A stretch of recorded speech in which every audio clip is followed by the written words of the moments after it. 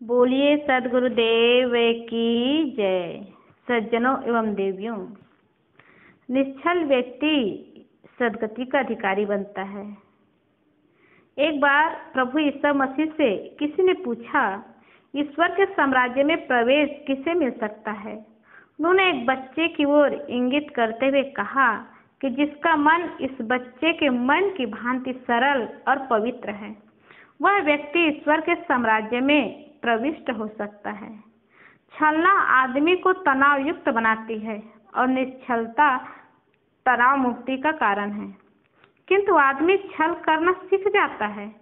कुछ व्यक्ति ज्ञान संपन्न होते हुए भी निश्चलता को सुरक्षित रख लेते हैं।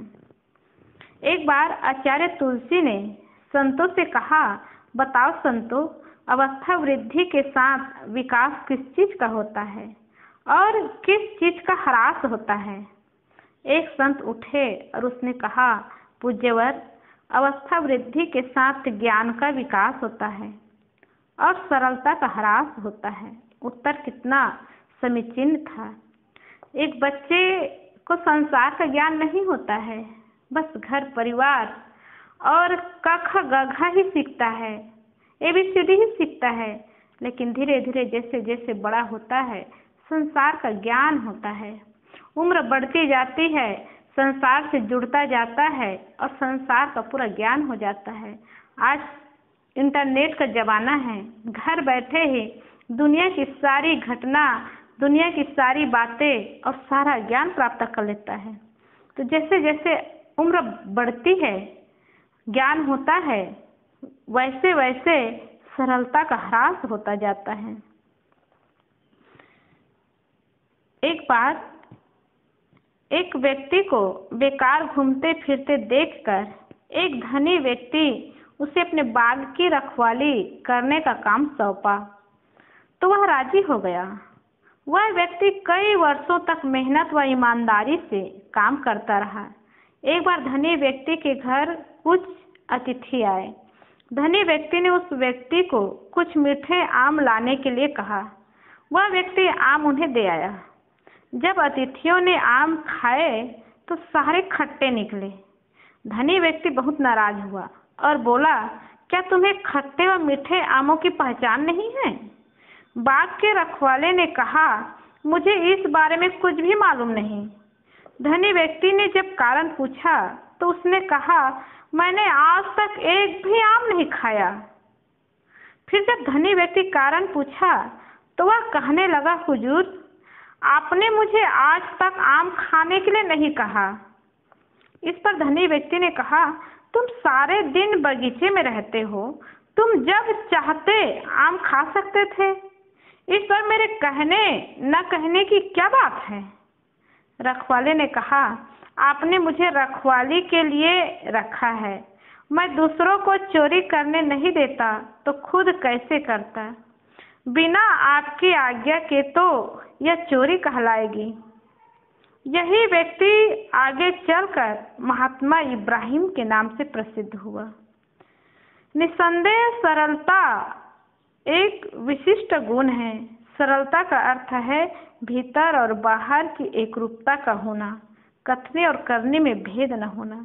जिस व्यक्ति में सरलता का वास होता है, वह औरों के दिलों में अपना स्थान बना लेता है।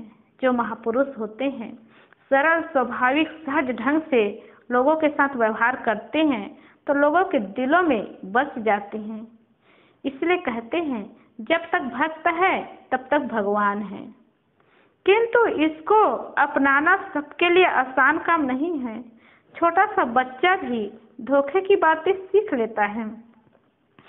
माँ ने अपने छोटे बच्चे से कहा, बेटा, अपने रसोई घर में जितने डिब्बे हैं उन पर किसमें क्या है चिट लगा दो, ताकि चिट आसानी से मिल सके। बच्चे ने बड़ी तत्परता से माँ के आदेश का पालन कर दिया। अगले दिन माँ को रसोई बनाने के लिए नमक की जरूरत पड़ी। उसने डिब्बा खोला तो उसमें चीनी निकली। माँ बोली, बेटे, यह क्या किया? चिट तो नमक की लगाई है, जबकि इसमें तो चीनी है। तत्काल बच्चा बोला, माँ, यह तो मैंने जानबूझकर चीनी के डिब्बे में नमक लिखा है, चींटियों को धोखा देने के लिए। आदमी इतना चालाक है कि किसी दूसरे को धोखा देने के लिए जानबूझ करके ये चालाकी करता है। एक छोटा सा बच्चा नहर के किनारे खड़ा होकर के कुत्ता को देख रहा था। कुत्ता इस पार से उस पार हो रहा था, तो एक जवान व्यक्ति आया, उस बच्चे के एक नज़र को देखते हुए कहा कि बेटा तुम्हें तैरना आता है? वह लड़का कहता है, अंकल मुझे तो तैरना नहीं आता। जवान व्यक्ति ने कहा, तुम तो कुत्ते से भी गए गुजरे हो। वह लड़का कुछ क्षण चुप रहा। उसके बाद वह उत्तर दिया, प्रश्न किया, अंकल आपको तैरना आता है?